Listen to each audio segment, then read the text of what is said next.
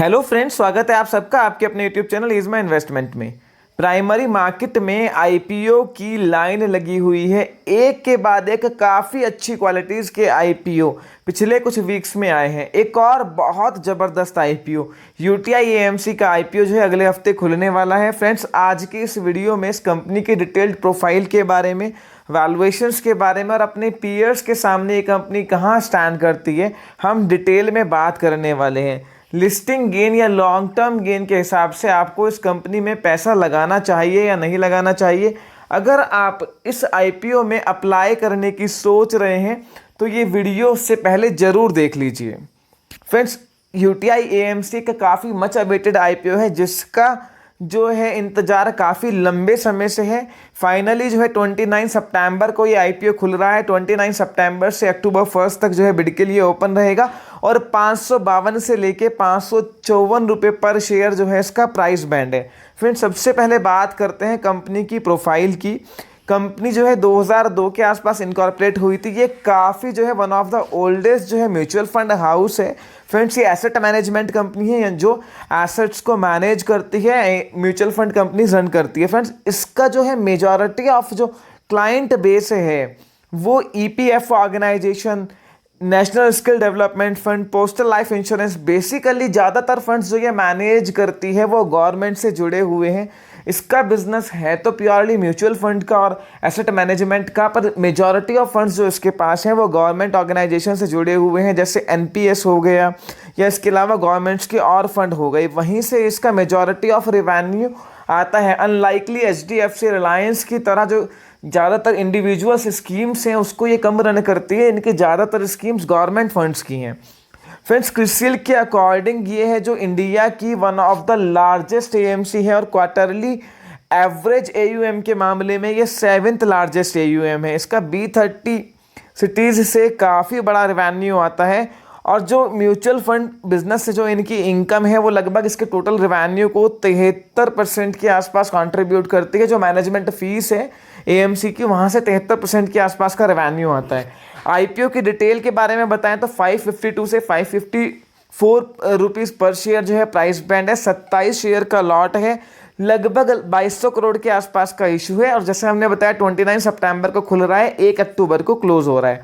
अब फ्रेंड्स, सबसे बड़ी बात आती है वैल्यूएशंस की। वैल्यूएशंस कैसे हैं? सबसे पहले इसकी प्रॉफिटेबिलिटी की बात करते हैं।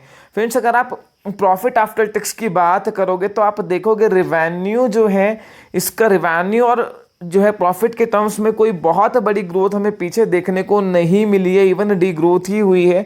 अगर इस क्वार्टर की बात करें, Q1 FY20 की, तो 101 करोड़ के आसपास का प्रॉफिट आया है।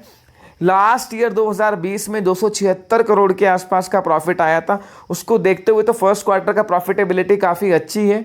पर अगर हम जो है इसको कंपेयर करें ग्रोथ के मामले में एचडीएफसी एएमसी से, तो ये कंपनी जो है उससे काफ़ी पीछे, क्योंकि प्रॉफिट ग्रोथ और रिवेन्यू ग्रोथ में एचडीएफसी एएमसी की जो परफॉर्मेंस है, जितनी भी एएमसी कंपनी लिस्टेड है, ये 3rd एएमसी हो जाएगी। फुल फ्लैश जो एएमसी कंपनी है उसमें सबसे अच्छी ग्रोथ एचडीएफसी एएमसी की है। वैल्यूएशंस की बात करते हैं, 25 के पीई पे, FY20 के अर्निंग्स के 25 के पीई पे जो है ये इशू आ रहा है और क्वार्टरली एवरेज एयूएम के 5.3% पे जो है ये इशू डिमांड कर रहा है। यानी कि जो मार्केट कैपिटल इसकी होगी पोस्ट लिस्टिंग अपर प्राइस बैंड के हिसाब से, वो 5.3% ऑफ द Q1 का जो क्वार्टरली एवरेज एयूएम है उसके आसपास होगी। फ्रेंड्स, यहाँ पर जो उसके लिस्टेड पीयर हैं उनके सामने तो ये इशू काफ़ी सस्ता लग रहा है, क्योंकि एचडीएफसी एएमसी के वैल्यूएशंस 35 के आसपास है। इवन निप्पॉन के 37 के पी पे ट्रेड कर रहा है और यहाँ पर जो है ये FY20 का 25 मांग रहे हैं। अगर FY21 का एक्सपेक्टेड देखें तो वो 20-22 के आसपास ही आएगा। इवन अगर जो है हम दूसरे पैरामीटर पे इसको जज करें कि क्वार्टरली एवरेज एयूएम के कितने % पर जो है ये डिमांड कर रहे हैं, वहाँ पर भी निप्पॉन जो है 8.55, एचडीएफसी 12.56, उसके सामने काफ़ी सस्ता लगता है इशू ये। तो यहाँ पर जो है लिस्टिंग गेन की तो काफ़ी संभावनाएं हैं। अब बात आती है स्ट्रैटेजी क्या होनी चाहिए। सबसे पहले बात करते हैं ग्रे मार्केट प्रीमियम की। ग्रे मार्केट प्रीमियम में इस इशू को 25 से 30% का जो है प्रीमियम अभी मिल रहा है। यहाँ पर फ्रेंड्स जो है 130 से 145 रुपये के आसपास का जो प्रीमियम है इसको मिल रहा है। आगे सब्सक्रिप्शन फिगर जब आएगी, एंकर बुक आएगी, अगर सब्सक्रिप्शन बहुत ज़बरदस्त मिलता है तो ग्रे मार्केट में प्रीमियम शूट होने के पूरे चांसेस हैं और जितना अट्रैक्टिवली इसको प्राइस्ड किया गया है, यहाँ पर लिस्टिंग गेन की पूरी संभावना है। अब बात आती है कि पैसा लगाना चाहिए या नहीं।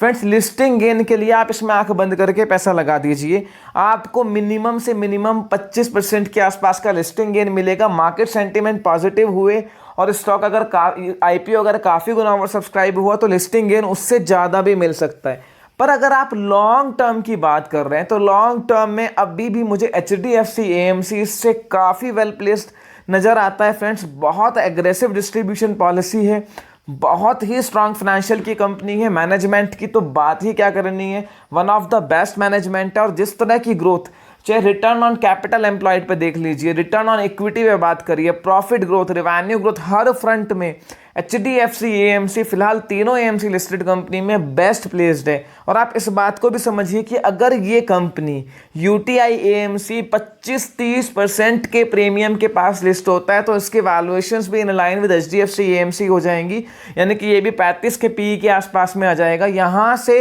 फर्दर अगर इसकी अच्छी लिस्टिंग होती है तो हमें HDFC AMC के शेयर में भी एक अच्छी ग्रोथ देखने को मिल सकती है, क्योंकि उस पर्टिकुलर शेयर ने भी मार्केट को काफ़ी अंडर परफॉर्म किया है पिछले एक साल में और किसी भी रैली में पार्टिसिपेट नहीं किया है। तो आप यहाँ पर लिस्टिंग गेन में UTI AMC में पैसा लगा सकते हैं।